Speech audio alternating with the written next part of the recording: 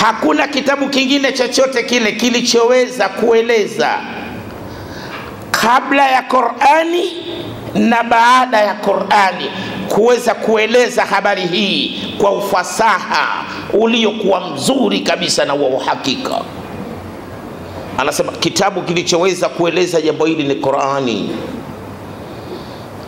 Akatoa aya kutoka ndani ya kitabu kitakatifu Al-Qur'anul Karim katika sura ya 11 surati Hudi aya 7, akasema wa huwa alladhi khalaqa as-samawati wal arda fi 6 ayami wa kana arshuhu 'ala al-ma liyabluwakum ayyukum ahsanu amala. Sadaqallahu al-azim. Yeye ndiye Mwenyezi Mungu ambaye aliyeziumba mbingu na ardhi katika muda wa siku 6. Qur'ani imekwenda kutaja mpaka muda uliotumika katika kuziumba mbingu na ardhi, kwamba ziliumbwa katika muda wa siku 6. Siku 6 hizi zinazosemwa na Qur'ani sio hizi tulizokuwa nazo za saa 24. Hivi ni vipindi vilivyokuwa virefu mno, vikubwa mno. Anayejua urefu wake na ukubwa wake ni Mwenyezi Mungu mwenyewe Subhanahu wa Ta'ala. Jambo hili siku moja kuwa na saa 24 lipo hapa hapa tu katika sayari yetu inayoitwa dunia, na ukilichukua ukalipeleka katika sayari nyingine, jambo hilo halipo. Kwa mfano, siku 88 za saa 24 za hapa katika dunia, ukizihamisha ukazipeleka katika sayari ya Mercury ambayo inakuwa ni ya kwanza kutoka katika jua letu, inakuwa ndio mwaka mmoja huko. Kwa hiyo kama mtu aliishi katika dunia siku 88 za saa 24, angekuwa yuko katika sayari ya Mercury, bwana huyu au bibi huyu anahesabika kwamba ndo ana mwaka mmoja. Sasa siku 225 za katika dunia za saa 24 ukizihamisha ukazipeleka katika sayari ya Venus, ndio inahesabika kwamba ndio mwaka mmoja. Wakati mwaka mmoja wa katika dunia inakuwa ni siku 365 na robo. Angalia tofauti. Kwa hiyo usiku na mchana wa katika sayari hizo mbili itakuwa urefu wake ni tofauti na usiku na mchana wa katika dunia.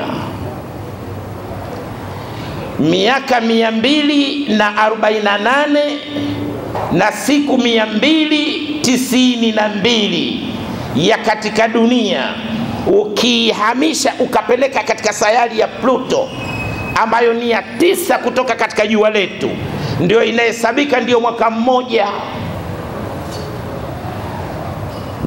Kwa hiyo kama mtu aliishi katika dunia miaka 248 na siku 292, mtu huyu angekuwa yuko kwenye Pluto, ndio anahesabika ya kwamba ndio ana mwaka mmoja sasa hivi.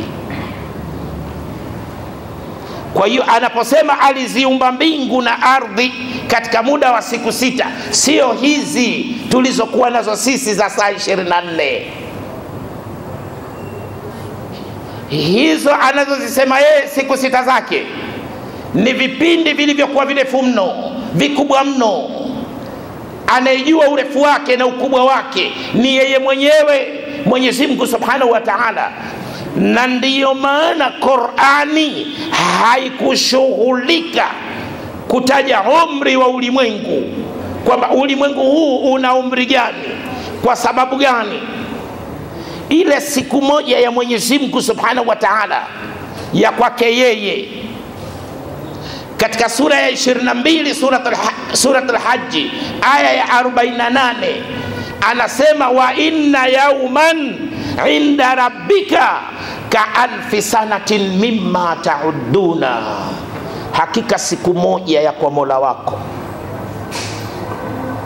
ni kama miaka 1000 mnayohesabu nyinyi katika hesabu zenu za kidunia. Kwake yeye ndiyo siku moja, na pale imekuja ka alfi sanatin, kama miaka 1000 ya kwenu nyinyi ya katika dunia. Ina maana inaweza ikazidi urefu wake. Kwa hiyo anaposema aliziumba mbingu na ardhi katika muda wa siku 6, hivi ni vipindi vilivyokuwa virefu mno, vikubwa mno. Anayejua urefu wake na ukubwa wake ni Mwenyezi Mungu mwenyewe Subhanahu wa Ta'ala. Na ndiyo maana Qur'ani nimesema ya kwamba haikushughulika na habari ya kutaja umri wa ulimwengu. Ni jambo ambalo liko nje ya uwezo wa akili ya mwanadamu katika upeo wake kuweza kufahamu.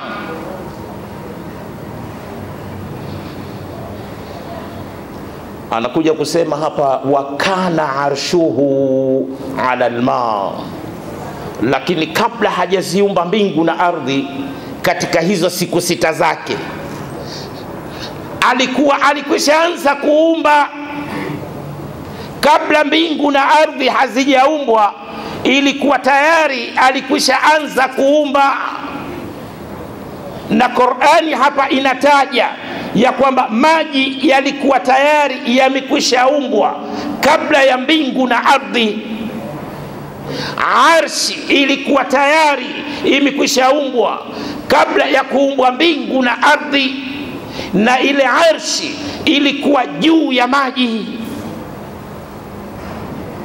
Watu wa cosmology, ilmu al-kauniyati, watu wa physics, watu wa geography wanawauliza wasomi wa Qur'ani, ikiwa kama Qur'ani inasema ya kuwa kwamba kabla ya kuumbwa mbingu na ardhi kwamba ilikuwa tayari maji alikwisha yaumba, je, yale maji yalikaa juu ya kitu gani? Yalibebwa na nini?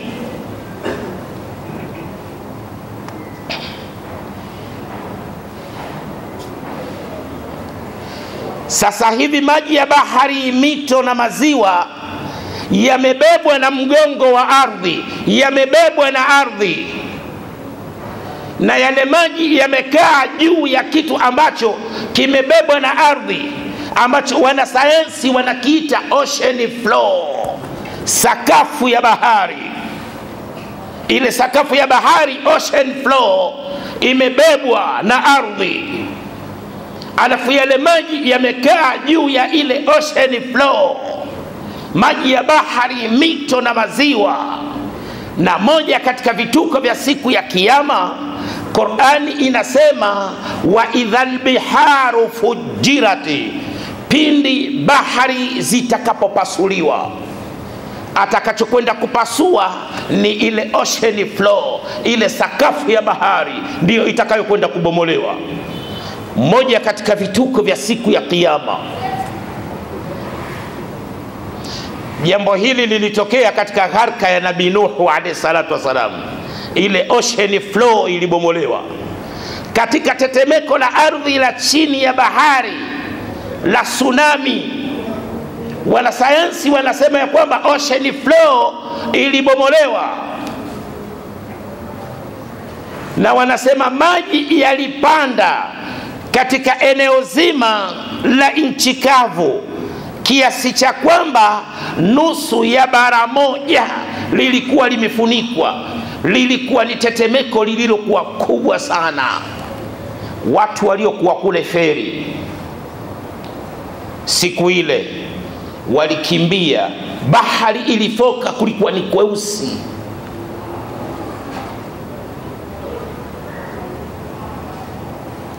Sasa wanauliza, haya maji ambayo Qur'ani inayasema kwamba yalikuwa tayari yameumbwa kabla ya kuumbwa mbingu na ardhi, yalibebwa na kitu gani?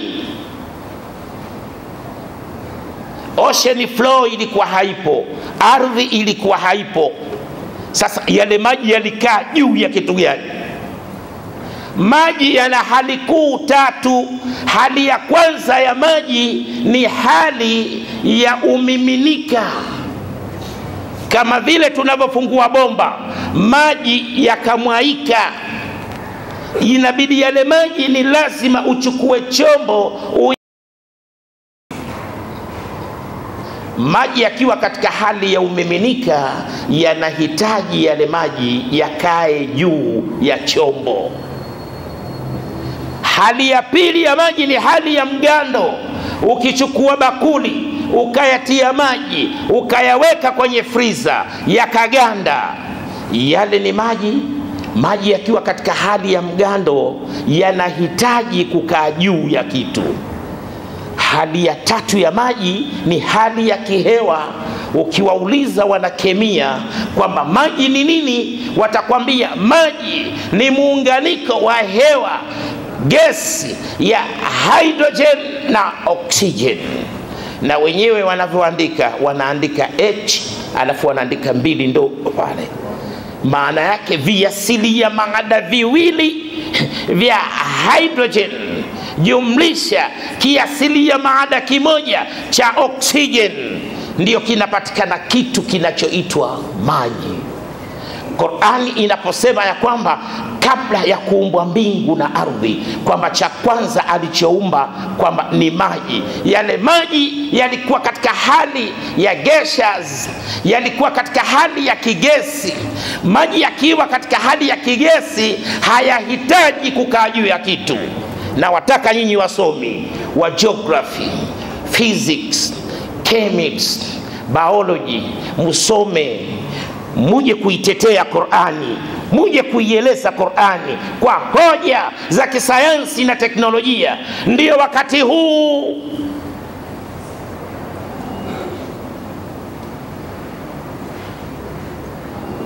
kijana wa Kiislamu acha kulala. Hii ninayozungumza hapa, geography ndani yake ipo, physics ipo, cosmology ipo.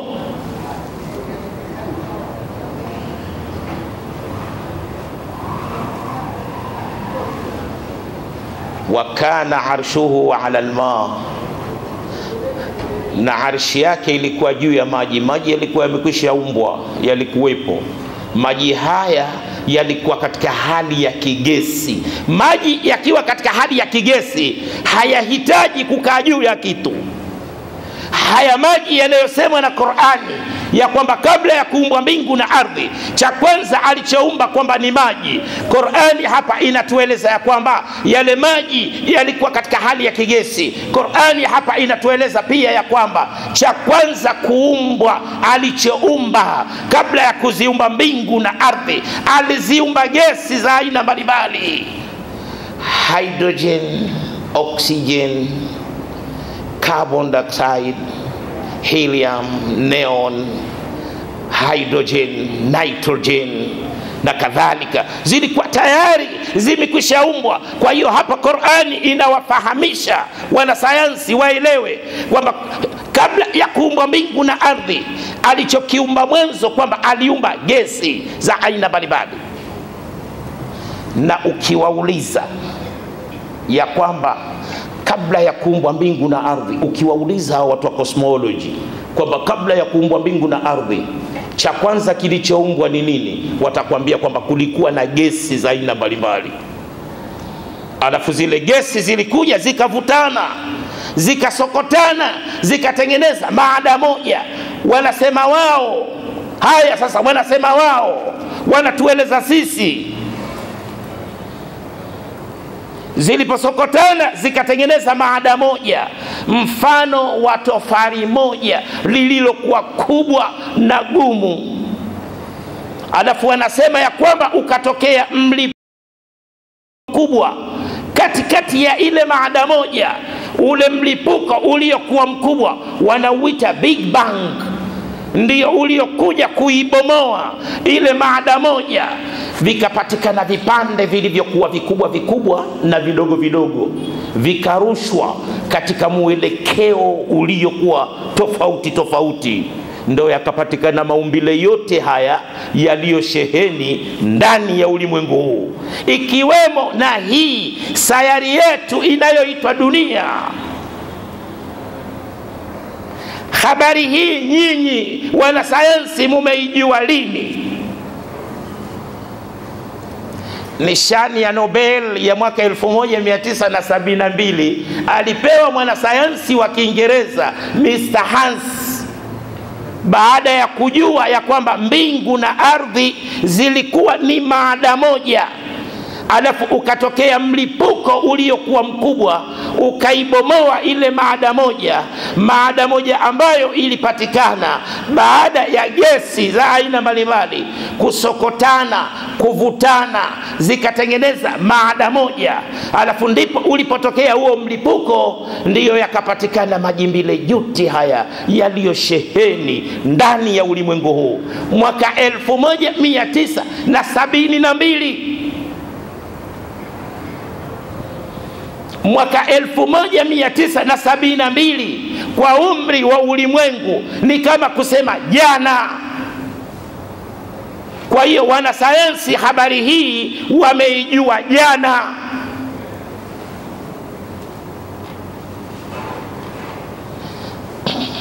Na wanaitilia mkazo wa hoja yao ya Big Bang.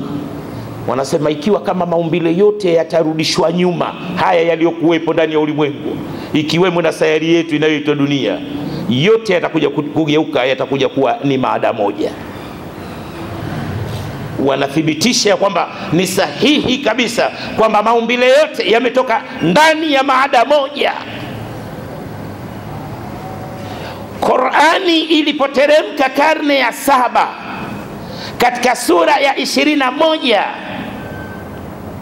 aya ya 30, yule kijana wa Kiarabu Muhammad bin Abdullah bin Abdul Muttalib hakuishia tu kueleza ya kwamba kabla ya kuumbwa mbingu na ardhi kwamba kulikuwa na gesi za aina mbalimbali, zikaja zikasokotana, zikatengeneza maada moja. Hakuishia hapo tu, alikuja akaeleza kwamba ule uumbwaji wa mbingu na ardhi ulifanyikaje. Awalam yara alladhina kafaru anna samawati wal arda kanata ratqa fafataknahuma waja'alna min alma'i kulla shay'in hayyin afala yu'minuna. Je, hivi hawakuona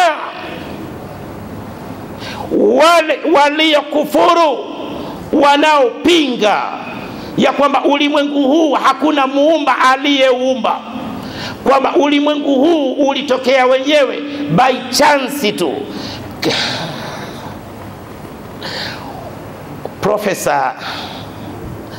Kuna profesa mmoja wa chuo kikuu cha New York ambaye anakuwa ni rais wa zamani wa chuo kikuu cha New York, Chris Morrison, Professor Chris Morrison.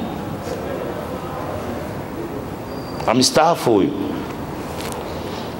Katika kitabu chake kinaitwa The Evidence of God in an Expanding Universal, ushahidi uliokuwa wazi unaonyesha na kuthibitisha ya kwamba ulimwengu huu hauwezi ukatokea wenyewe kwa bahati nasibu, kwamba ni lazima awepo Mola muumba aliyeumba, aliyeupangilia ulimwengu huu uliokuwa mpana tena wenye kutanuka.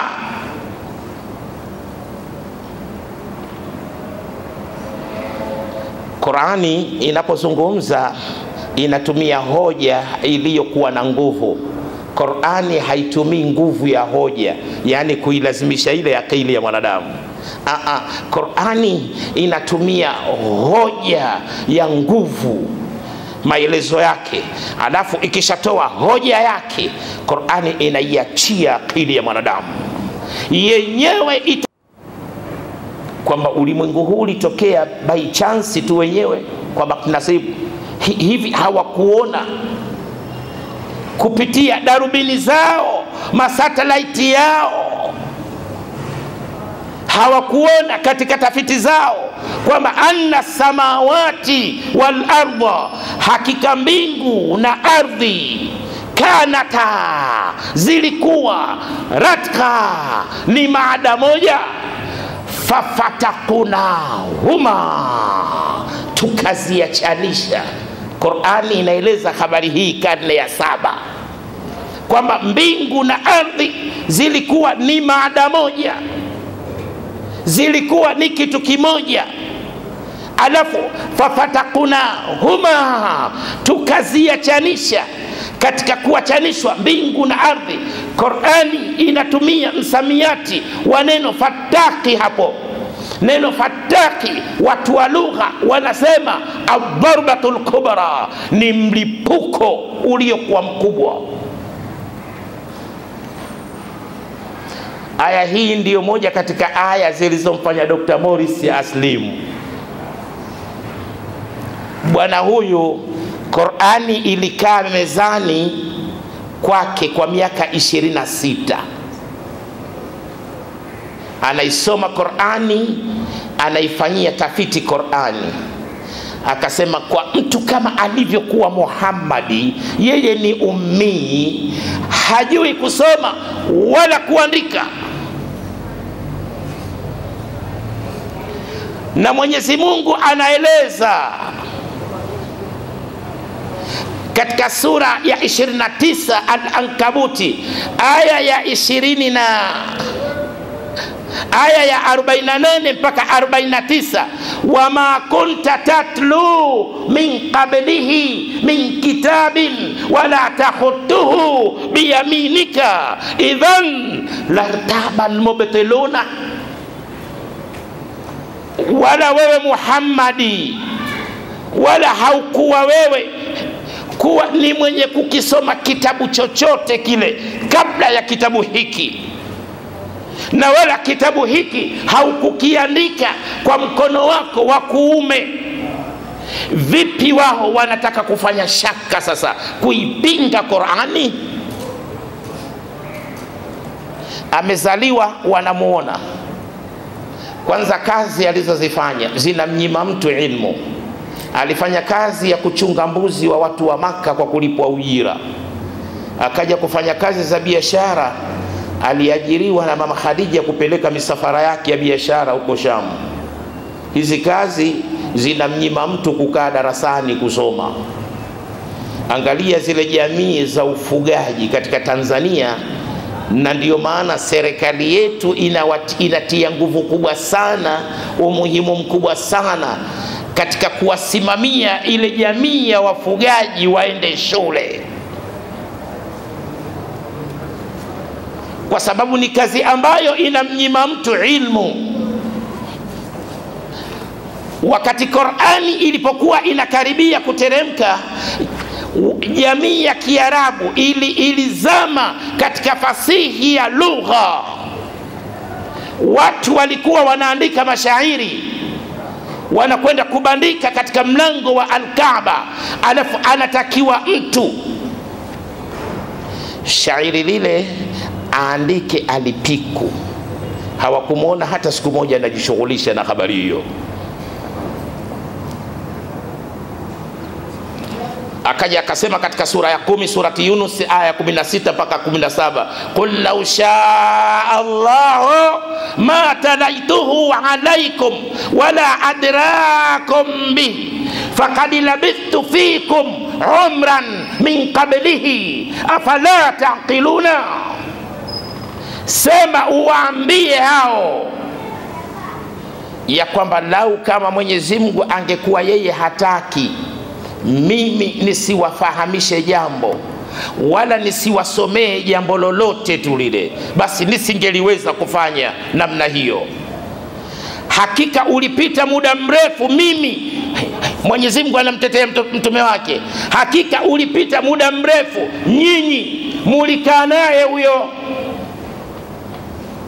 hamkumuona hata siku moja anajishughulisha na jambo lolote lile la kiilmu. Leo ghafla tu mtu wa namna hii anakuja kuwasomea maneno ambayo eneo zima la Al-Jaziratul Arabia wanashindwa kuleta mfano wake. Hivi nyinyi amtumie akili zenu?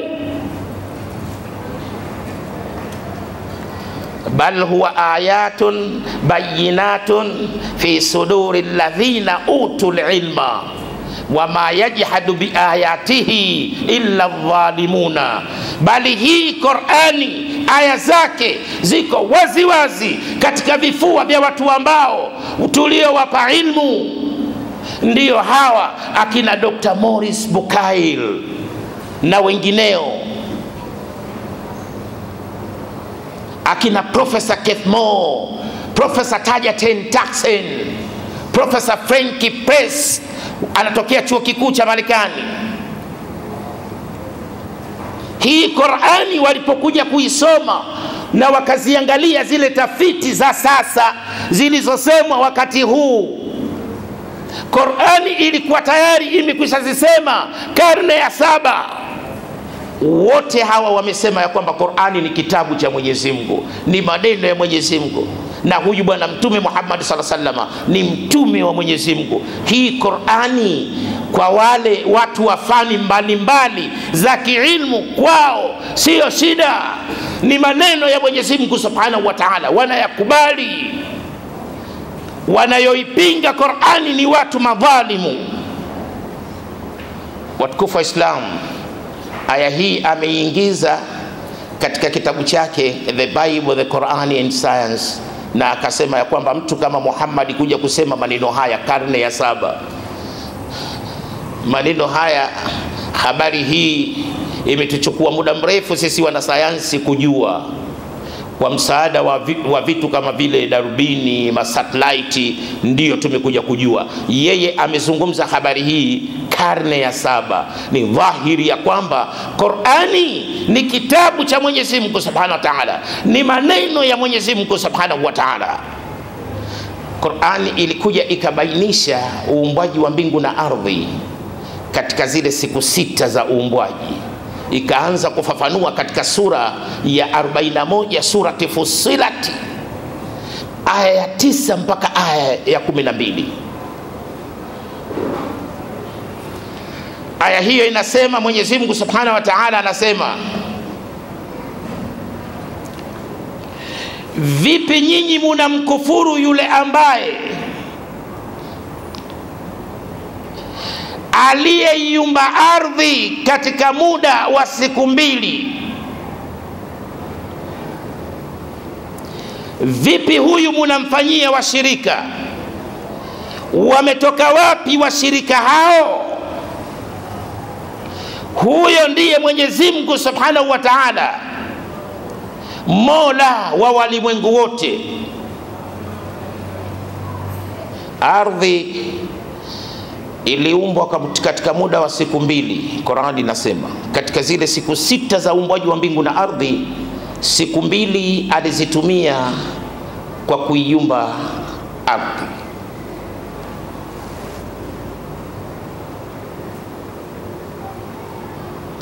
Na siku 2 hizi tumeshasema kwamba ni vipindi vilivyokuwa virefu mno, vikubwa mno.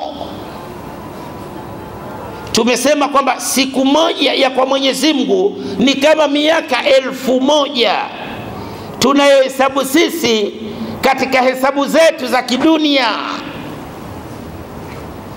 Aliiumba ardhi katika muda wa siku 2.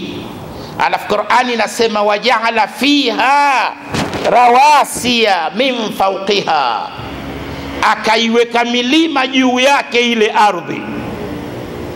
Alipoiumba ardhi katika muda wa siku 2, kitendo kilichofuatia alikuja akaiweka milima juu yake ile ardhi. Kwa sababu gani aliiweka milima juu yake ile ardhi? Ni kwa sababu baada ya kuachanishwa mbingu na ardhi, maana yake hapa kwamba alipoiachanisha mbingu na ardhi ambayo ilikuwa ni kitu kimoja, ardhi ilikuwa inataharaki, inacheza, akaiweka milima. Sasa hapa ni nini? Hii ni geology. Sasa hapa Qur'ani inaeleza kazi ya milima na umuhimu wa milima kuwepo kwake juu ya mgongo wa ardhi. Qur'ani hapa inazungumzia habari ya geolojia.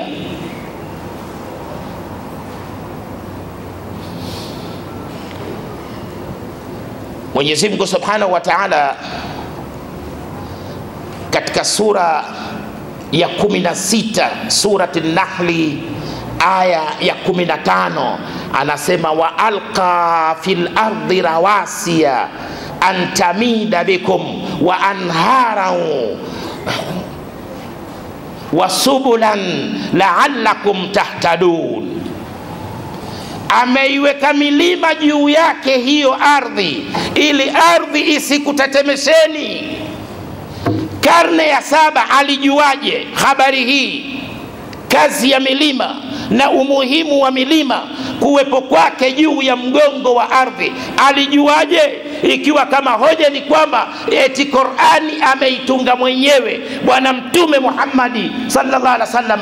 Karne ya 7 alijuaje kazi ya milima na umuhimu wa milima kuwepo kwake juu ya mgongo wa ardhi? Ukiwauliza wana jiolojia wanakwambia milima kazi yake ni kuleta insafu, balance, kuizuia ardhi inapojizungusha katika muhimili wake na inapokwenda ile ardhi kulizunguka jua. Ardhi inazuiwa ili wale waliokuwa juu ya ardhi wasione ile mitetemeko yake. Milima ndiyo inayofanya kazi hiyo. Hii hapa ni geology.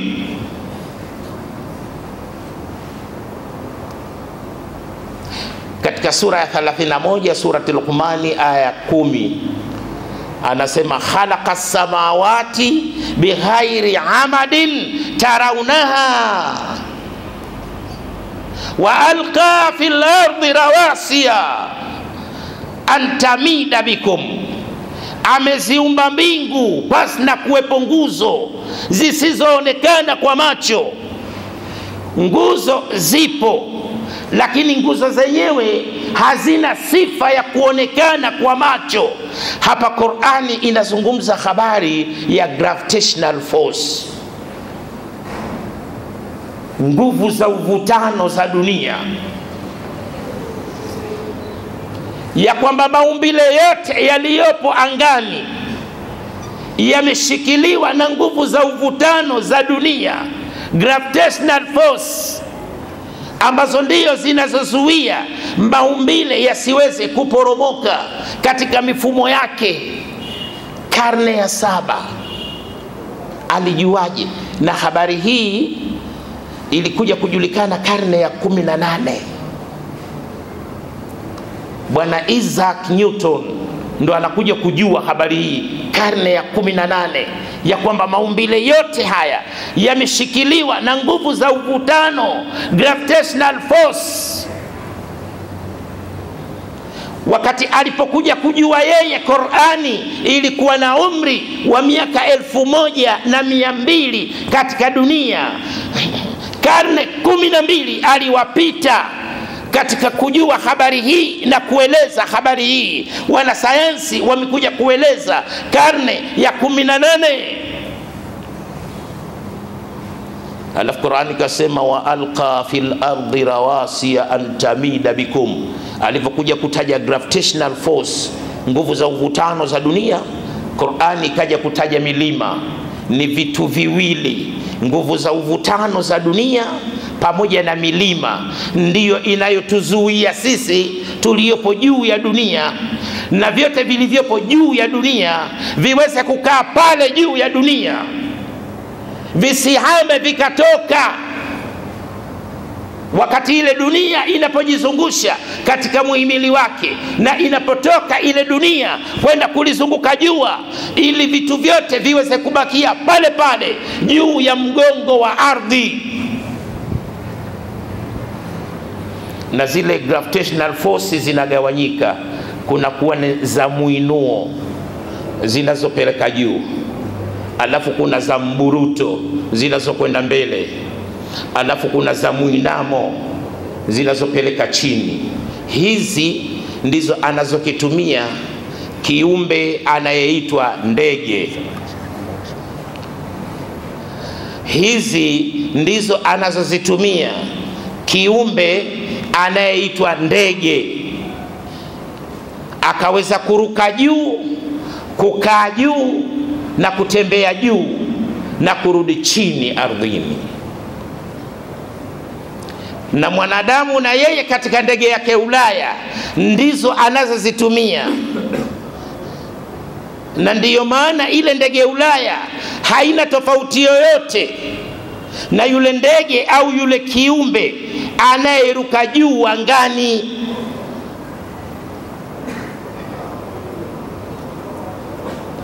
Ndege wote alivyowaumba Mwenyezi Mungu Subhanahu wa Ta'ala, huku mbele wanakuwa ni wembamba, kumechongoka, ili aweze kuikata hewa.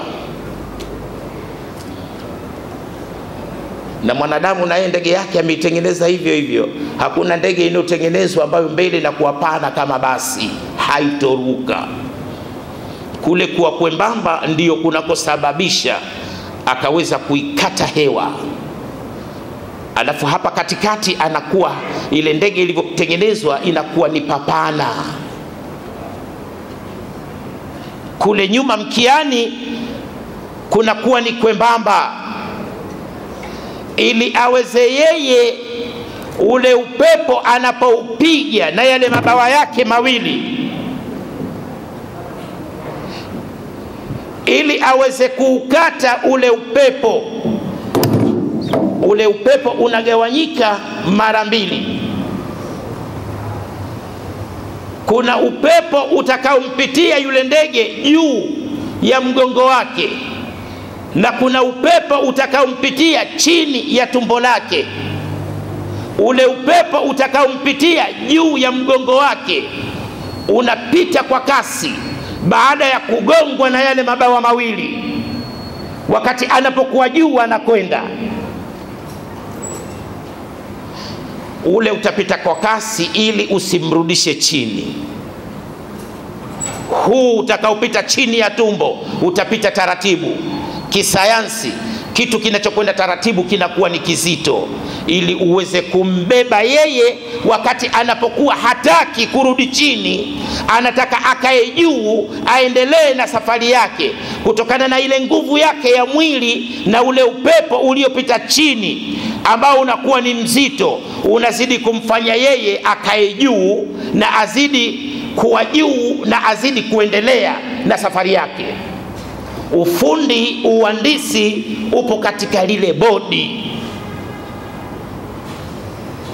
Na kule nyuma kunakuwa ni kwembamba, ili ule upepo usimzuie ile kasi yake anayokwenda nayo, ili ule upepo kule nyuma uweze kupita kwa haraka sana, ili yeye azidi kuendelea na safari yake. Atakapotaka kutua yule ndege huyu aliyoumbwa na Mwenyezi Mungu, utamuona anayakunja mabawa yake. Awalam yarau ila tayri fawqahum, hivi hamuwaoni hao ndege waliokuwa juu yenu? Swafatin, wanapozikunjua mbawa zao. Ndege hawezi kuruka akakaa juu akaenda juu bila ya kukunjua zile mbawa. Anapokunjua zile mbawa, swafatin, ndiyo zile nguvu za uvutano za muinuo ndio zinapomuinua na kumpeleka juu, pamoja na ile nguvu ya mwili wake. Alafu akasema wayakbidna, na wanavyozikunja hawezi kutua yule mpaka akunje ubawa.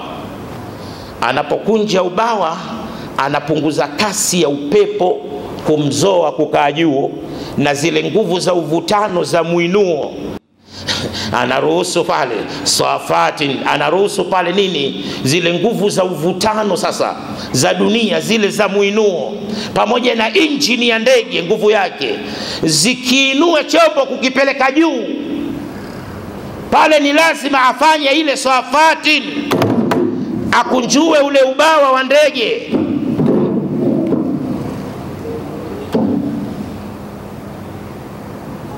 Alafu akishakaa katika mwelekeo anaotaka yeye, utamwona zile flaps amezisimamisha, hazipeleki juu wala chini. Pale sasa anachukua nguvu za mburuto, zinakipeleka chombo mbele. akitaka kutua ni lazima wayakbidna. Utamwona rubani anakunja ubawa wa ndege yake, utamwona zile flaps anazikunja anazirudisha chini pale. Sasa anaziacha nguvu za muinuo, anachukua nguvu za muinamo, na wakati huo huo anapunguza injini moto. Utakuta sasa chombo kinarudi chini mpaka inakamata ardhi, kinakwenda kinatua. Watukufu wa Islam, Qur'ani hapa imetaja vitu viwili: khalaqa samawati bighairi amadin, yeye ameziumba mbingu pasi na kuwepo nguzo zisizoonekana kwa macho. Hii ni gravitational force, hizi ni nguvu za uvutano za dunia. Na kuna nguvu zingine za uvutano za dunia anazitumia mkulima katika kupanda mbegu katika ardhi. Mkulima, ile mbegu inakuwa na chini na juu. Kuna sehemu ya kimea kianza mzizi na kimea mche. Cha kwanza kinachoanza katika mmea ni ile kianza mzizi, pale mizizi ndo inaanza, alafu unakuja mche. Kwa ile mbegu ina sehemu mbili. Mkulima katika kupanda haangalii hivyo, yeye anatupa tu zile mbegu, anafukia. Baada ya wiki moja akija anakuta shamba lote mahindi yametoka. Mbegu nyingine hapa alizikosea, juu chini, chini juu. Nani alikuja kuzigeuza akaziweka sawa?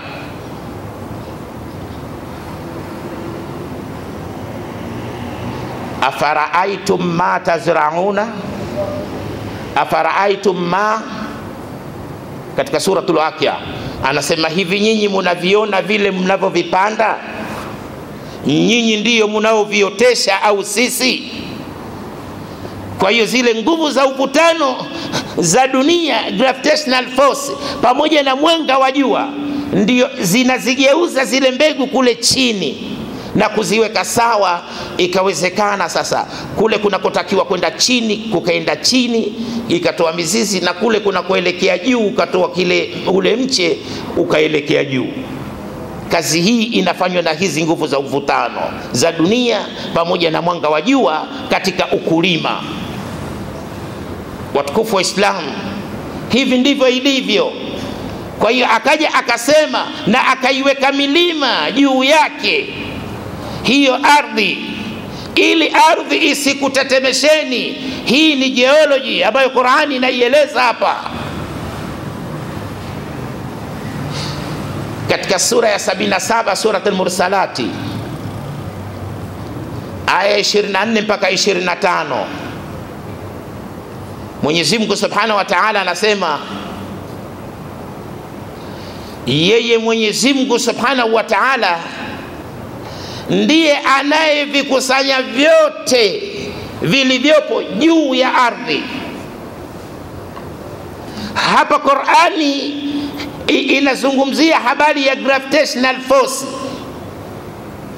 zile nguvu za uvutano za dunia ambazo ndizo zinavyovizuia vitu vyote vilivyopo juu ya mgongo wa ardhi viweze kubakia juu ya mgongo wa ardhi, ikiwepo bahari, mito na maziwa. Na akaiweka milima iliyokuwa mirefu mirefu na mifupi mifupi, ili kutokana na milima hiyo tupate kukunywesheni maji yaliyokuwa matamu. Hapa Qur'ani pia inataja habari ya hydroelectric power. Ule umeme wa maporomoko unapatikana vyanzo vyake katika maporomoko ya maji milimani. Angalia Qur'ani. Kwa hiyo aliiweka milima juu yake ile ardhi, ili ardhi isiwatetemeshe. Ardhi ilikuwa inataharaki.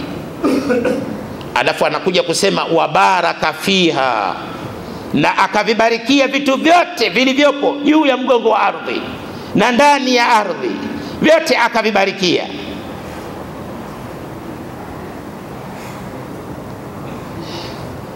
katika ardhi ndani yake kuna nishati za aina mbalimbali, madini ya aina mbalimbali, maji tunayapata katika ardhi.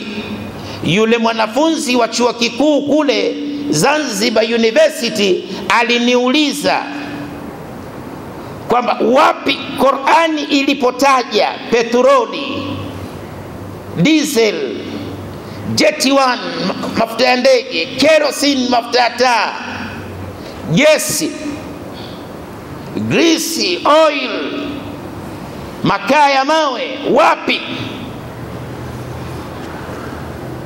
Aya hii naitaka unioneshe. Nikamwambia vitu vyote kwa kuwa vimeumbwa na Mwenyezi Mungu amevitaja katika Qur'ani, na vyote hivi na vingine usivyovijua wewe vimetajwa katika aya moja katika sura ya pili Al-Baqara aya 29, wa huwa alladhi khalaqa lakum ma fil ardi jamia, yeye ndiye Mwenyezi Mungu ambaye aliyekuumbieni vitu vyote vilivyomo ndani ya ardhi na juu ya ardhi. Petroli munaichimba wapi? Diesel munachimba wapi? Gesi munachimba wapi? Rami munaipata wapi nyinyi?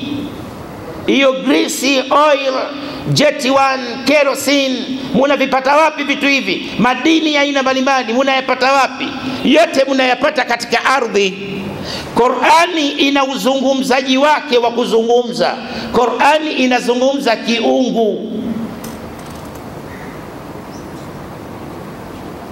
Ni kitabu cha Mwenyezi Mungu. Qur'ani haitaji kitu kimoja kimoja. Huu ni uzungumzaji wa kibinadamu. Na Qur'ani haina hata chembe ya ubinadamu ndani yake.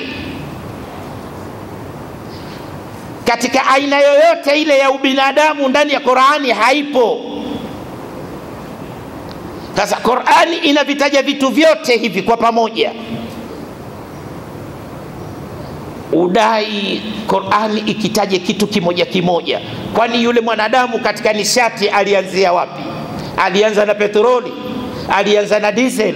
Si juzi tu hapa ndo ameanza kujua kutengeneza injini ya petroli, injini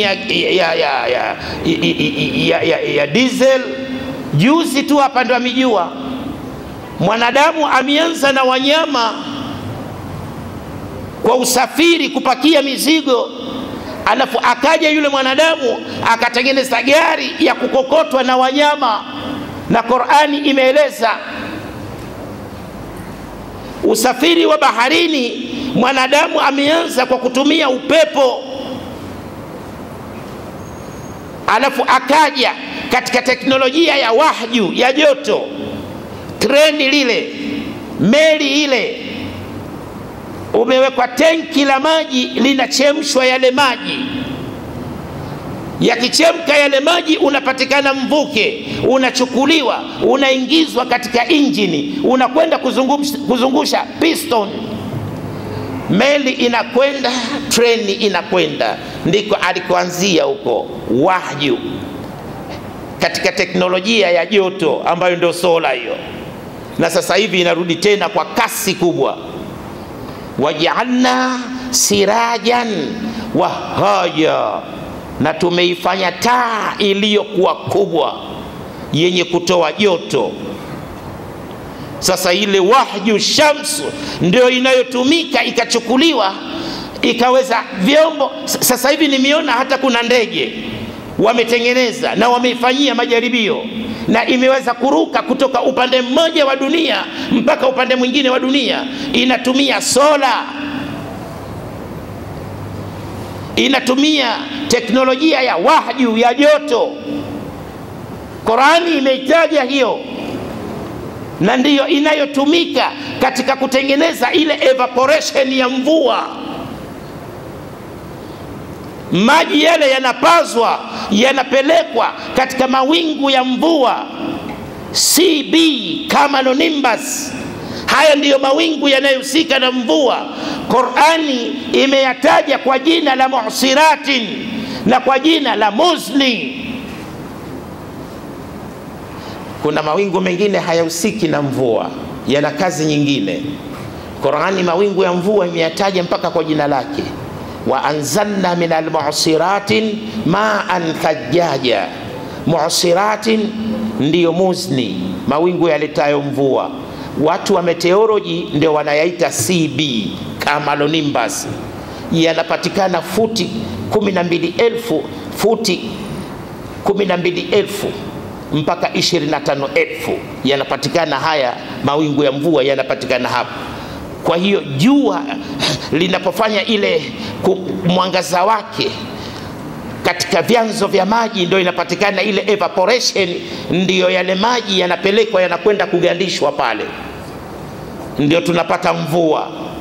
Na wao katika ile artificial rain yao, ile mvua yao ya kutengeneza, ni lazima yale maji wayapeleke pale. Na ile ndege yao wakitengeneza ndege Ulaya, ni lazima wairushie pale. Mbona hamtafuti sehemu zenu mukapeleka ile ndege yenu ikaruka? Kwa nini mwaipeleka kule juu? Pale ndio kwenye mfumo mzima wa kile chombo kikaweza kuruka juu, kikakaa juu, kikatembea juu na kikarudi chini. Ule mfumo ameuweka pale. Ndiyo maana hata kama ukitengeneza hiyo ndege yako, huna mahali pa kupeleka, lazima upeleke pale. Ile artificial rain yao, yale maji ni lazima wayapeleke pale. Na wanasema katika kitu kinachotusumbua sisi katika artificial rain, kwamba ule upepo hauko kwenye mamlaka yetu. Mara nyingi sana wanapeleka yale maji pale kwenye mawingu. Mwenyezi Mungu Subhanahu wa Ta'ala huleta upepo akayasukuma yale mawingu akayapeleka jangwani huko au baharini, akaenda akamwaga huko, wakabakia wamekaa tu wanatazamana. Mara nyingi sana inatokea hiyo. Ule upepo ule, katika somo la geography unahusika na prevailing winds. Katika somo la geography mnafundishwa, Mwenyezi Qur'ani imeutaja, wa huwa alladhi yursilu riyaha bushran baina yada'i rahmatihi. Yeye ndiye anayepeleka upepo kabla ya kufika rehema yake, mvua. Prevailing winds. Sasa ule upepo haupo kwenye mamlaka yao, upo kwenye mamlaka ya Mwenyezi Mungu. Walipotoka kwenye teknolojia hiyo ya wahyu ya joto, ndio wakaja kwenye petroli huku, kwenye diesel, kwenye gesi. Lakini sasa hivi wanarudi tena kule kule kwenye wahyu. Taa za barabarani zote sasa hivi inatumia wahyu shams, sola. Qur'ani ilikishaieleza teknolojia ambayo inarudi tena kwa nguvu sasa hivi. Wapenzi wasikilizaji, hii ndio Qur'ani na watazamaji. Hii ndio Qur'ani, kitabu cha Mwenyezi Mungu Subhanahu wa Ta'ala. Kwa hiyo nikamwonyesha yule mwanafunzi kwamba vitu vyote vimetajwa hapa, na Qur'ani vitu vyote inavitaja kwa pamoja, ndio uzungumzaji wa kiungu. Qur'ani haizungumzi kama vitabu vyenu hivyo vya geography, physics, chemistry, kukitaja kitu kimoja kimoja. Qur'ani inavitaja vyote kwa pamoja. Alafu anasema waqaddara fiha aqwataha, akakadiria humo, maji yamekadiriwa, hewa zimekadiriwa, na nyakati zimekadiriwa. Wanasema ya kwamba maji ya mvua yanateremshwa ndani ya dakika moja tani milioni 16 kwa njia ya matone, na mvua yote kwa mwaka mzima inakuwa ni tani trilioni 5.5. Maji yale yanapandishwa kwa vipimo maalum na yanateremshwa kwa vipimo maalum. Qur'ani ilikuwa imekwisha sema katika surati Zukhruf aya 11 ya kwamba maji yanapandishwa kwa vipimo na yanateremshwa kwa vipimo. Kwa hiyo hakuna mwaka wenye mvua nyingi wala mvua kidogo. Anachokifanya yeye ni kuzuia tu ile mvua. Maasi yamekuwa mengi, anakwenda kuimwaga huko baharini, anakwenda kuimwaga huko jangwani, au akaja akaimwaga kwenye mashamba yenu na makazi yenu. Maji yakawa mengi kiasi cha meli ikatembea, utalima? Viwango vya hewa hizi zote hizi ziko kwenye viwango maalum. Oxygen ni 21%, carbon dioxide 0.03, na gesi zingine. Viwango hivi vikizidi, oxygen ikizidi katika kile kiwango chake cha 21%, ikawa 22 au 23, mtu mmoja tu ataweza kuichoma moto dunia mzima, kwa sababu ile inakuwa ni inflammable, inalipuka. Kwa hiyo zile gesi zipo kwenye viwango maalum, na ndiyo maana angalia Mwenyezi Mungu alivyompa ilmu mwanadamu. Walipokuwa wamekwenda wale mwezini, kulikuwa na mitungi maalum ya kwamba ile oksijeni wakiitumia hawaimwagi, inakuwa carbon dioxide, inakusanywa inatiwa kwenye mtungi maalum. Walikuwa wanaogopa kuna aina pengine za gesi hawajazijua bado na tabia zake. Wakiruhusu ikatoka nje, wakaimwaga kwa nje, ikikutana na gesi zingine ikawa ndio sababu ya kuwaka moto kile chombo, wakaangamia. Allama al-insana ma lam ya'lam, tumemfundisha mwanadamu chungu ya mambo aliyokuwa hayajui, amepewa ilmu na Mola wake. Kwa hiyo ile carbon dioxide ilikuwa wakiitoa inakusanywa yote, inawekwa kwenye mtungi maalum.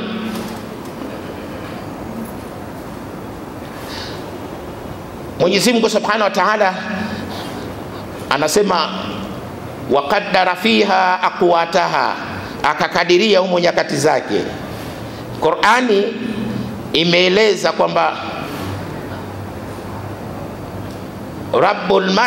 Rabbul mashariqi wal maghribi la ilaha illa hu fattakhidhuhu wakila, katika sura ya 23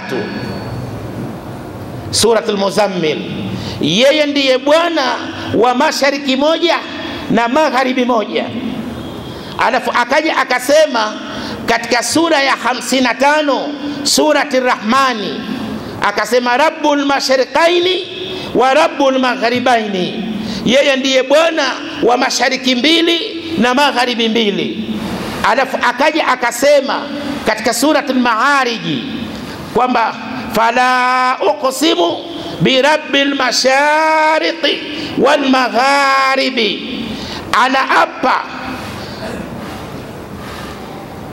kwa Bwana wa mashariki nyingi na magharibi nyingi. Dr. Morris amezichukua aya zote hizi ameziingiza katika kitabu chake, alafu akasema angalia Qur'ani ilivyoeleza kwa ufundi. Yeye ndiye Bwana wa mashariki moja na magharibi moja. Mashariki moja ni kule kunakochomoza jua, ndio mashariki moja, na kule kunakozama jua ndio magharibi moja. Magharibi mbili na mashariki mbili. Dunia ni duara, na dunia inagawanyika mara mbili. Kuna upande inakuwa ni usiku na kuna upande inakuwa ni mchana.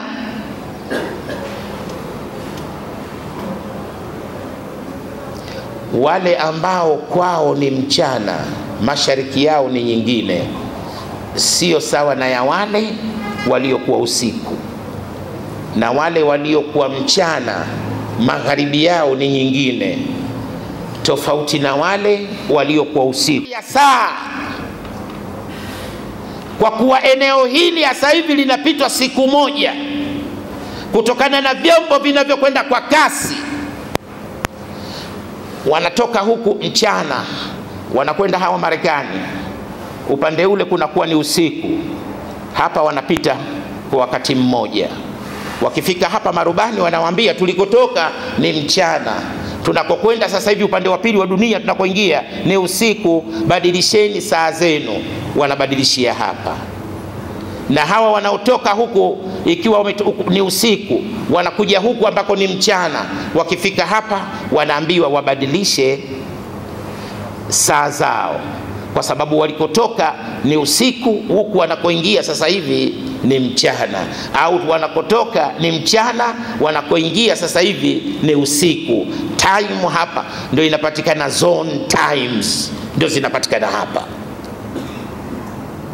Rabbul mashriqaini wa rabbul maghribaini, yeye ndiye bwana wa mashariki mbili na magharibi mbili, zinapatikana hapa. Na hapa ndipo mahali ambapo Qur'ani ilisema afa amina ahlul qura an yatiyahum, hivi wanafikiri watu wa miji kwamba kiyama hakitowafika hali ya kuwa wao wapo katika usingizi wao wamelala? Alafu Qur'ani ikasema, je, hivi wanajiaminisha nini watu wa miji kwamba kiyama hakitowafika hali ya kuwa wapo katika mchana wao wanacheza?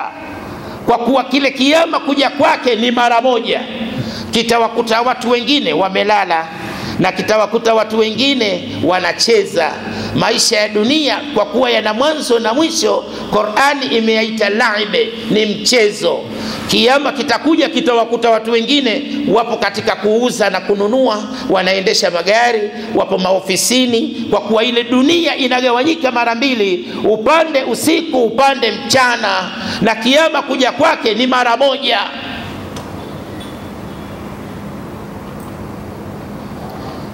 Mashariki nyingi na magharibi nyingi. Wakati mwingine utasikia jua sasa hivi liko katika tropic ya Cancer, utasikia liko katika tropic ya Capricorn, na katika kila upande litakapokuwepo lile jua, mahali pa kuchomozea na kuzamia panakuwa sio pamoja.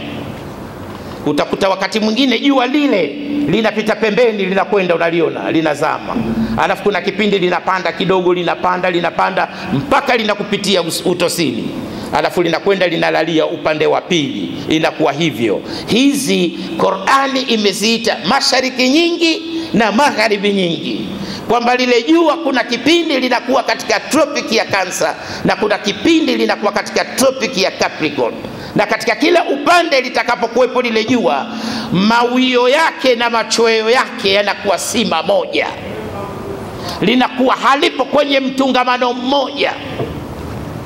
Dr. Morris hizi zote amezichukua, amezitia katika kitabu chake The Bible, The Quran and Science. Watukufu wa Islam, anasema kisha ameyafanya haya yote katika muda wa siku 4. Kwa hiyo zile siku 2 za uumbwaji wa ardhi na hizi siku 4 jumla zinakuwa ngapi? 6. Qur'ani ikaja ikasema ya kwamba kisha akazielekea mbingu, na hali ya kuwa zile mbingu zilikuwa moshi, akaziambia mbingu na ardhi, njooni kwa haraka. Mbingu na ardhi zikasema tumekuja kwa haraka, hali ya kuwa tumetii. Qur'ani ikaja ikasema fakadhahunna 7 samawatin fi yawmaini, akaja akaziumba mbingu 7 katika muda wa siku 2. Hapo sasa ndio zogo lilipotokea. Wakaja wakasema Mungu wa Qur'ani hajui hesabu. Siku 2 aliiumba ardhi, siku 4 akayafanya yale yote aliyoyafanya.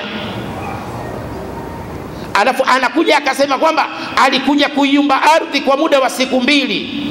Kwa hiyo jumla inakuwa ngapi? Na zile 6 ngapi? 8. Na katika aya zote zilizokuja kwenye Qur'ani katika kueleza kuumbwa mbingu na ardhi, amesema 6.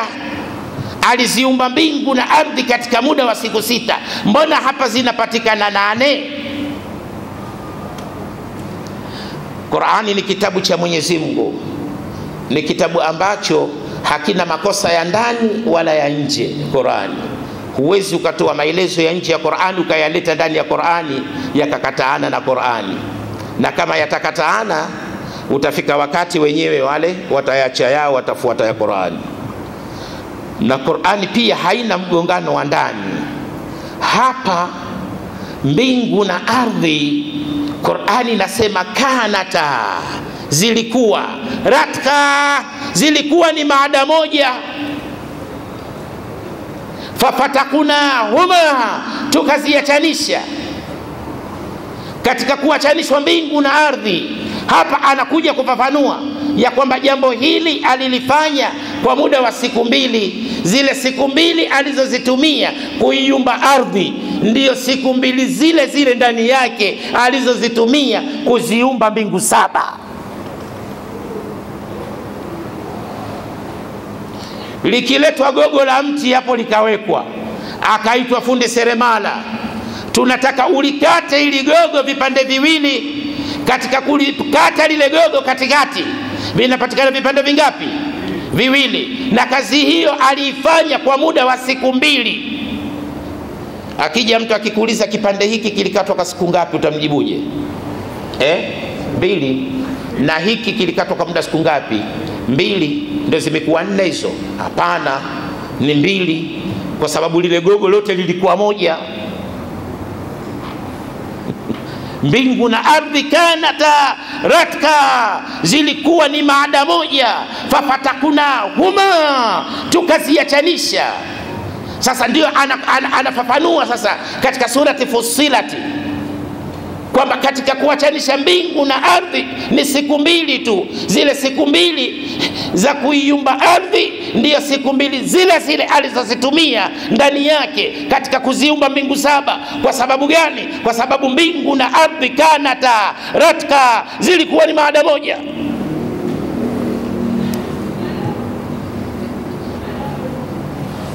Akaufunulia kila wingu kazi yake. Ameupamba uwingu wa dunia kwa mataa, na tumeulinda uwingu wa dunia. Kuna kitu wanaita atmosphere,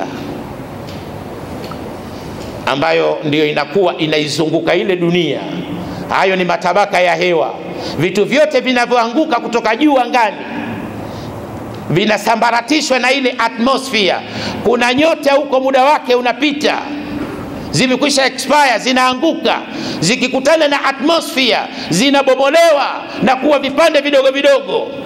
Kwa kuwa sayari ya Jupiter inaipita dunia kwa mara 1000, nguvu za uvutano katika Jupiter zinakuwa ni kubwa mno, ndio inakusanya vipande vyote hivyo na kuvichukua na kwenda kuvitupa mbali huko na kuiacha dunia ikiwa salama. Kwa kiasi hiki alicholikadiria Mwenyezi Mungu Subhanahu wa Ta'ala, muumba wa mbingu na ardhi. Darasa letu kwa leo tunaishilia hapa. Wal afwa minkum, wassalamu alaikum wa rahmatullahi wa barakatuh. Wa alaikum salaam wa rahmatullahi wa barakatuh. Kwanza tunamshukuru Sheikh Suleiman Abbas kwa somo hili kubwa sana, kuelezea namna ya uumbaji wa dunia kupitia science, lakini Qur'ani inaelekeza vipi. Mwenyezi Mungu akulipe kila la kheri. Amin, amin. Lakini pia na wasikilizaji wetu, Mwenyezi Mungu awalipe kila la kheri. Amin. Sasa ni muda wa maswali, lakini kabla sijaruhusu maswali, mimi nina swali hapa. Kuna dada yetu mmoja yuko Uingereza akatuma swali. Naam. Wakati tunaendelea na darasa yetu ipo live, alikuwa anafuatilia, kwa hiyo kuna swali limekuja hapa. Naam. Swali hili linasema kama ifuatavyo, Sheikh Suleiman Abbas. Asalamu alaykum Sheikh. Wa alaykum assalam wa rahmatullahi wa barakatuh. Anasema naomba unisaidie hivi. Kuna aya inatamka kwa dunia, kuna aya inatamka kuwa dunia inazunguka na kulizunguka jua. Suratu Yasin nimeona inazungumzia jua na mwezi ndio zinatembea. Je, kuna aya inayotamka kwa dunia nayo ina mwendo, inatembea? Shika, umeelewa sana? Nimekuelewa. Naam. Umeelewa vizuri eh? Nimeelewa vizuri. Inshallah khair. Assalamu alaikum wa rahmatullahi wa barakatuh. Anasema aya inasema washamsu tajri limustaqarri laha dhalika taqdirul azizil alim. Na jua nalo pia linakwenda daima mpaka lifike kituoni pake. Hayo ndiyo matengenezo ya Mwenyezi Mungu Subhanahu wa Ta'ala, mwenye nguvu na mjuzi. Tunaposema ardhi, maana yake ni sayari hii inayoitwa dunia, na zile sayari Mwanzo alisema ziko 9, lakini Qur'ani ilisema zipo 11 katika surati Yusuf. Sasa hivi wamekuja kugundua sayari nyingine 2. Qur'ani imesema kweli. Sasa hivi wanakubali ya kwamba sayari ziko 11. Sayari yani ni planet, ikiwepo na dunia yetu, vinakuwa vyote viko katikati. Lile jua linapokuwa linakwenda ndilo linalosababisha sasa jua kuzifanya sayari zote, ikiwepo na sayari yetu inayoitwa dunia, bimaana ardhi yetu, kuweza kwenda kulizunguka jua. Lile jua linakuwa liko katikati na zile sayari ndio zinazokokotwa, ikiwepo na jua letu, ikiwepo na dunia yetu, kwenda kulizunguka jua. Kwa hiyo aya hii ukiisoma ndio inaelezea habari ya solar system, jua na sayari zake na miezi yake, kwamba lile jua linapokuwa linakwenda ndio linakokota vitu vyote. Jua ni kama semi trailer, gari kubwa linapopita barabarani, ile kasi yake, manyasi na makaratasi utakuta yanavutwa yanalifuata. Ndivyo vilivyo vitu hivi. Kwa hiyo jua linapokuwa linazunguka, lile jua lenyewe linazunguka. Na mwanzo walisema kwamba jua halizunguki, haliendi, inayokwenda ni dunia na sayari nyingine kwenda kulizunguka jua. Lakini mwaka 1980 ndio wamekuja kujua ya kwamba jua nalo linakwenda. Kwa hiyo walikosoa Qur'ani iliposema washamsu tajri, kwamba jua nalo linakwenda, tajri linakwenda lenyewe. Jua ili liweze kwenda ni kutokana na uhai, ili liwe hai ni gesi ya hydrogen na helium ndiyo zinazolifanya lile jua linakwenda, na kadiri zinavyotumika ndivyo zinavyopungua. Itafika mahali zile gesi zitakwisha. Zikishakwisha zile gesi, lile jua litajikunja, idha shamsu kuwirati. Na ndio maana NASA waliuliza, can the sun explode? Ni kweli jua litakuja kufa? Wakaja wakagundua kwamba zile gesi zitakapokwisha, lile jua lenyewe litajikunja. Likijikunja litakuwa jua limekufa, ndio itakuwa mwanzo na mwisho wa uhai huu. Kwa hiyo hii ardhi inakuwa ni sehemu, ndo planet yetu, ndo sayari yetu, pamoja na zile sayari nyingine ambazo zote Mercury, Venus, dunia, Mars, Jupiter, Saturn, Uranus, Neptune na Pluto. Zile 2 sijazijua majina yao, wanazihitaji. Zote zinakwenda kulizunguka jua. Kwa hiyo ardhi yetu inakwenda. Kwa hiyo kwa jibu jepesi ni kwamba dunia nayo inazunguka. Naam, nafikiri tuko pamoja. Sasa hilo, kabla sijakuhusu mzee kuuliza swali hilo, niulize la kwangu kisha nikupe nafasi mzee. Hivi sasa la kwangu, tunaambiwa kwamba 1967 naam, Neil Armstrong alikwenda huko space. Naam. Alikwenda kutembea katika mwezi. Tunaambiwa hivyo. Naam. Japokuwa wako baadhi ya wanasayansi wanasema sio kweli hakwenda, lakini taarifa nasema kwamba alikwenda. Tuchukue hiyo taarifa kwamba alikwenda. Sasa umetuelezea hapa kwamba kuna sehemu, au tukisoma tunaambiwa kuna sehemu kuna gravitational force. Naam. Na Neil Armstrong yeye alikwenda akavuka hiyo sehemu. Naam. Sasa tunaelekezwa kwamba kinachokwenda juu kwenye hilo tabaka kinakuwa hakiwezi kurudi chini. Naam. Na ndege na yenyewe inapaa inakwenda, lakini baadaye inaweza kurudi chini. Naam. Je, kisayansi kwamba kuna kitu ambacho wanasayansi waliweza kukitumia wakafanikiwa kuvuka kisha wakaweza kurudi chini, ama walitumia njia gani iliyoweza kuwasababisha wakavuka kwenye hiyo sehemu ambapo kuna gravitational force au force of gravity kisha wakaweza kurudi chini? Assalamu alaikum wa rahmatullahi wa barakatuh. Kitu walichokitumia, vile vyombo vinakuwa ni vizito ili kuweza kubalansi, kuweza kuhimili ile hali ya kuweza kupita katika zile aktari samawati. Qur'ani imezitaja yale matabaka ya mbinguni.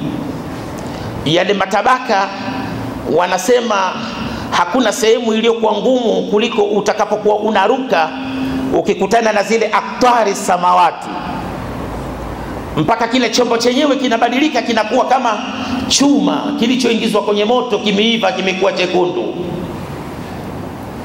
Ni sehemu ngumu sana na sio ya mchezo, na vile vyombo vinakuwa ni imara sana na vinakuwa ni vizito sana ili kuweza kukabiliana na ile hali. La sivyo kile chombo kitakatika vipande vipande.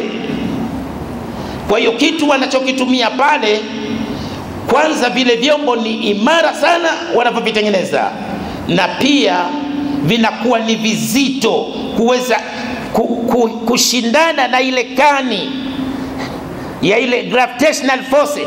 Ndio maana ndege hii ya abiria hii ina mwisho wake tofauti na ile hii. Ikienda kule itakatika vipande vipande, ina mwisho wake. Lakini vile vyombo vinavyokwenda anga za juu, zile satellite wanazozirusha anga za juu, zinakuwa zinatengenezwa kulingana na hali ile ya hewa ya kule na zile gravitational forces za kule. Hiki ndio wanachokitumia, na ndio maana inaweza kwenda na kurudi, na hapo hapo ajali zinatokea. Tumeona ile Discovery wakati inarudi, ilipokuwa inaingia katika anga la dunia, ilikatika vipande vipande. Kulikuwa na hitilafu za kiufundi, na vile vyombo kwamba vikisha rudi hawavipeleki tena kutokana na hali ya mazingira ya safari jinsi inavyokuwa, kuweza kukabiliana na ile hali mule inamopita yale matabaka yale. Wala afwa minkum, wassalamu alaikum wa rahmatullahi wa barakatuh. Mzee karibu. Wa alaikum salam wa rahmatullahi. Assalamu alaikum wa rahmatullahi wa barakatuh. Sheikh Shabani, atuletea vyombo sasa. Mimi huyu bwana namuita dhahabu inayotembea. Alhamdulillah. Kwa lugha nyingine, Sheikh, Allah akupe baraka nyingi. Amin, amin. Na ikiwezekana akuingize peponi bila hesabu. Amin, amin. Lakini usisahau. Amin. Kiingia peponi utuvute. Alhamdulillah, inshallah. Mishe na maswali mawili. Naam. Swali langu la kwanza, bado utanisahihisha. Katika surati Sabai kama sikosei, Mwenyezi Mungu anazungumza kwamba kuna vitu vinavyotoka mbinguni vinashuka, kuna vitu vingine vinapanda mbinguni, kuna vingine vinatoka ardhini, na kuna vingine vinaingia ardhini. Ndio. Hivi ni vitu gani? Mimi sifahamu. Hilo la kwanza. Ndio. La pili gani? So Sabai kama sikosei. Ni maana nikamwambia bwana anisahihishe. Naam. Swali la pili ni vitu vitatu. Nuru ya Mtume sallallahu alaihi wasallam na maji na kalamu. Naam. Katika vitu vitatu hivi cha kwanza kuumba ni kitu gani? Naam. Hiyo ndio swali langu la pili. Asalamu alaykum. Wa alaykum salam. Nafikiri katika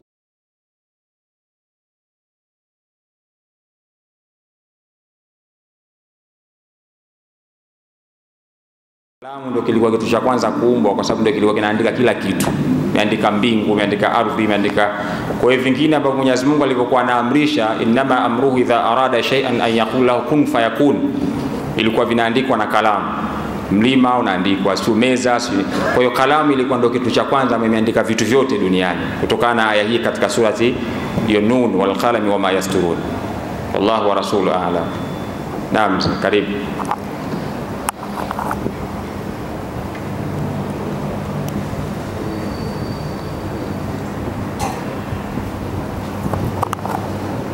Assalamu alaikum warahmatullahi wabarakatuh. Wa alaikum assalam wa rahmatullahi wa barakatuh. Sheikh wangu mimi na maswali mawili. Naam. Swali la kwanza,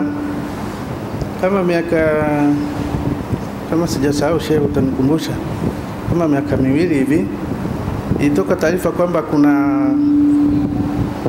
ilikuwa ni jiwe kubwa sana limetoka sijui wapi huko angani huko, linashuka kwa kasi. Wanasayansi walichunguza kaangalia kwamba linashuka kwa kasi kuja kutua kwenye dunia hii, lakini wasema litafika hapa duniani mwaka 2035 au 6, kwamba litakuja kuiangukia dunia, litapasua vipande viwili, huenda dunia itagawanyika vipande viwili. Alafu swali la pili, huku Marekani huku, nafikiri ni kati ya Marekani ya kaskazini na kusini, Panama, kwamba kuna sehemu huwa akupiti chombo kama ni meli, mashua,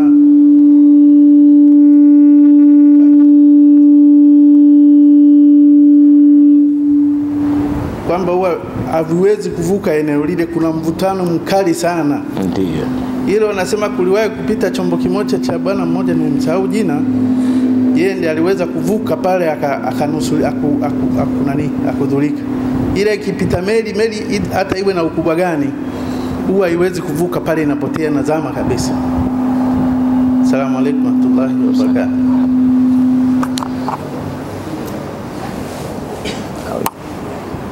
Assalamu alaikum wa rahmatullahi wa barakatuh.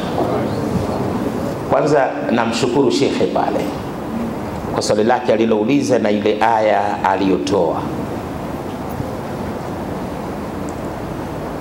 Mara nyingi sana kule kwenye Qur'ani nimekuta tu Rabbis samawati wal ardi wa ma bainahuma, yeye ndiye Bwana wa mbingu na ardhi na vilivyopo baina ya mbingu na ardhi. Ile katika nafikiri geography au nini physics, wanasoma ile troposphere, stratosphere, ionosphere, nini geography, yale ndo yaliyokuwa baina ya mbingu na ardhi, na yale yana kazi maalum ambayo Qur'ani imeyataja. Lakini ile aya nilikuwa naiona mara nyingi nikisoma Qur'ani, lakini sikuwa na mazingatio nayo. Hii aliyoitoa shekhe amenifanya leo kwamba nirudi tena darasani. Kwa hiyo insha Allah taala lile jawabu lake nitalipeleka. Haya maswali haya yote haya mimi nasoma kule chuo kikuu Morogoro kwa hiyo nitawapelekea wataalamu. Umenifundisha kitu, alhamdulillah, nashukuru. Shekhe ameuliza kuhusu habari ya kuhusiana habari ya kuna taarifa imeiona kwamba kuna jiwe kubwa asteroid. Ni mwezi wa 9 nayo lilikuja tena. Mwezi wa 9 mwaka jana ilikuja asteroid, ni katika mfumo wa roki, mawe ambayo yako huko angani, na yakija yakikaribia dunia, ile gravitational force ya dunia inayavuta yale mawe. Ikiyavuta yale mawe, yanakuja kwenye barabara inayopita mwezi kuizunguka dunia, na lile jiwe pile linaungana na mwezi. Sio mara juzi tena imekuja, imetokea hiyo. Kwa hiyo wakauliza, BBC walitoa zile picha wakaonyesha kwenye television kwamba je, dunia kuwa na miezi miwili? Wakaniuliza redio moja ya Zanzibar kwa njia ya simu, nikamwambia hapana, wametumia tu yani neno tu, lakini dunia yetu ina mwezi mmoja tu, isipokuwa ile asteroid ikija, mwezi unakuwa mbele, ile asteroid inakuwa nyuma, inaizunguka dunia, na inaizunguka dunia kwa muda tu. Kwa mfano kama lile jiwe safari hii limechukua miezi 3, alafu linatoka kwenye dunia linarudi kwenye mifumo yake inaendelea. Ni katika maajabu yake Mwenyezi Mungu Subhanahu wa Ta'ala ya uumbaji wake. Ni jambo ambalo limeshatokea mara nyingi sana na sasa hivi ndio linajulikana. Kwa hiyo mwezi wa 9 tulipata mgeni kwenye sayari yetu inayoitwa dunia. Lilikuja lile jiwe likatembea pamoja na mwezi wetu, na ninafikiri tayari limekwisharudi kwenye mifumo yake ya asteroid. Lile ni jambo la kawaida tu. Kuna mawe mengine ambayo yanaanguka, yanafanikiwa kupenya, kama kule Mbozi lipo limepenya lile likashindana na kani ya dunia. Lingine liko Marekani katika jimbo la Horizon, katika jimbo la Amazon lipo nalo lilipenya vile vile. Kwa hiyo Mwenyezi Mungu anaonesha tu uwezo wake. Swali lako la pili ameuliza, nataka niulize hapa kwa swali la kwanza kwamba ile ozone layer inafanya kazi ya kulinda Earth. Je, inafanya kazi ya kuchuja ile miale ya jua ama na yenyewe inafanya kazi ya kulinda dunia ikiwemo na mawe makubwa kama haya? Yale mawe yanachungwa na ile atmosphere, anga hewa, lakini mawe haya yanakuwa tofauti na yale mawe ambayo mengine, kwa mfano yanayopatikana kwa njia kama vile nyota kwamba zimekufa muda wake. Zile sasa zinaporomoka. Zinapokuwa zinaporomoka ndio zinakumbana na atmosphere, zinazibomoa, zinakuwa vipande vipande. Alafu Jupiter kwa kuwa ni kubwa kwa mara 1000 kuipita dunia, ndio inakusanya vile vyote na kuvitupa huko na kuiacha dunia ikiwa salama. Ile ozone layer kazi yake ni kuchuja miale ya jua iliyokuwa ya hatari na kuirudisha huko isije huko ardhini. Na haya mawe haya yanakuwa tofauti na mawe yale. Mawe haya yanakuwa katika mifumo yake ya mawe. Ni katika maajabu yake tu Mwenyezi Mungu Subhanahu wa Ta'ala katika uumbaji wake. Haya yanakuwa hayana madhara yoyote.